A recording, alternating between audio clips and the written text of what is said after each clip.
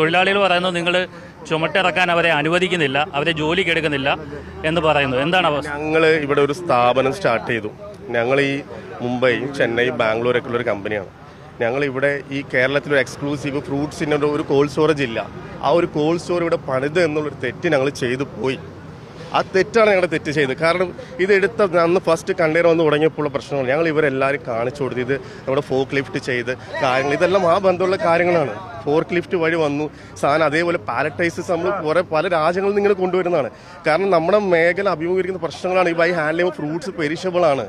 ഞങ്ങൾ ഈ തൊഴിലാളികൾക്കെതിരല്ല. തൊഴിലാളിക്ക് ഞങ്ങളുടെ മറ്റുള്ള സ്ഥാപനങ്ങളുണ്ട്. 160-ൽ പല കുടുംബങ്ങൾ ഞാൻ കാരണം ജീവിക്കുന്നുണ്ട്. എനിക്ക് ഇവരെ കുടുംബം മുട്ടി എന്തിട്ട് കാര്യമുണ്ടോ?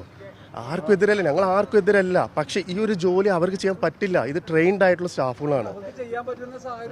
ഇത് ഇവിടെ വന്ന് കഴിഞ്ഞാൽ ഫുള്ള് ഫോർക്ക് ലിഫ്റ്റ് ചെയ്ത് കൊണ്ടുവന്ന സാധനം മേളിലേക്ക് കൊണ്ടുവയ്ക്കുക, ഇത് വയ്ക്കുക, പിന്നെ അതിൽ വന്നിട്ട് അതിൽ ബഹളം വയ്ക്കാന്ന് പറഞ്ഞ കാര്യമില്ല. പലതവണ ഇടയ്ക്കിടയ്ക്ക് വരും ബഹളം വയ്ക്കും. ഓർഡർ ഞങ്ങൾക്ക് പ്രശ്നമില്ല, ഇത് പ്രശ്നമില്ല. ഞങ്ങളെതിരല്ല. എങ്ങനെ ഇവിടെ ജീവിക്കണ്ടേ? ഞങ്ങൾ ചെയ്തൊരു അബദ്ധമാണോ ഇത്?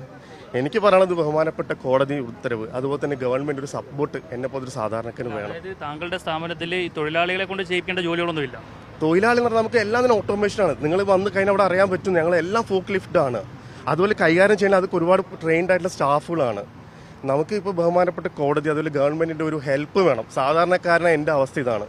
ഞങ്ങൾക്ക് വലിയ പിടിപാടൊന്നുമില്ല. പക്ഷെ ഇതിലൊന്നും നിങ്ങൾ ഇടപെട്ട് ഞങ്ങളൊന്ന് ഹെൽപ്പ് ചെയ്യണം. എല്ലാ നേതാക്കളോടും രാഷ്ട്രീയ ഭേദം നമ്മൾ ചോദിക്കുന്ന ഒരൊറ്റ കാര്യമാണ്.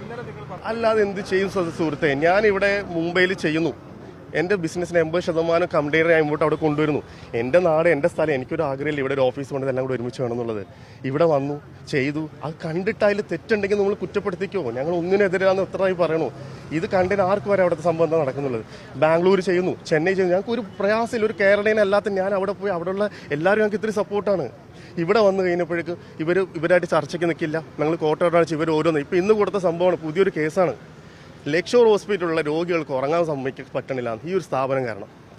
അപ്പോൾ മനസ്സിലായില്ലേ, നമ്മൾ ഒന്നിൽ പരാജയപ്പെട്ട അടുത്ത ഒരു, അതായത് ഇവർ ശരിയാണ്, ഇവർ പറയുന്നിടത്ത് നടക്കുള്ളൂ. മുതലാളിമാരൊന്നും ഇപ്പം മുതലാളിമാരുടെ അവസ്ഥ ആർക്കാതിരിക്കാൻ വേണ്ടി എത്ര വലിയ ശബ്ദമല്യങ്ങളോ അത് നിങ്ങളകത്തുനിന്ന് പൊല്യൂഷൻ സർട്ടിഫിക്കറ്റ് എടുത്ത് വെച്ചിട്ടുണ്ട്, ലൈസൻസ് എടുത്ത് വെച്ചിട്ടുണ്ട്, ഫയർ എടുത്ത് വെച്ചിട്ടുണ്ട്. ഇപ്പോൾ പറഞ്ഞതാണ് ഇനി ഇതിന് ഏതെങ്കിലും ഒരു ഡോക്യുമെൻ്ററി ഇല്ലാന്നുണ്ടെങ്കിൽ എന്തായിരിക്കും എൻ്റെ അവസ്ഥ? ഇവിടെ നാളെ ഒരു കോർട്ട് ഓർഡർ കൊണ്ട് മാത്രം ജീവിച്ചു പോകാനുള്ള അവസ്ഥ കേരളത്തിലില്ല. എൻ്റെ പ്രിയപ്പെട്ട എൻ്റെ രാഷ്ട്രീയ നേതാക്കളോ അല്ലെങ്കിൽ ഗവൺമെൻറ്റിൻ്റെ കോടതി നമ്മളൊന്ന് ജീവിക്കാൻ ഉപയോഗിക്കും. എന്താ ചെയ്യണ്ടേ?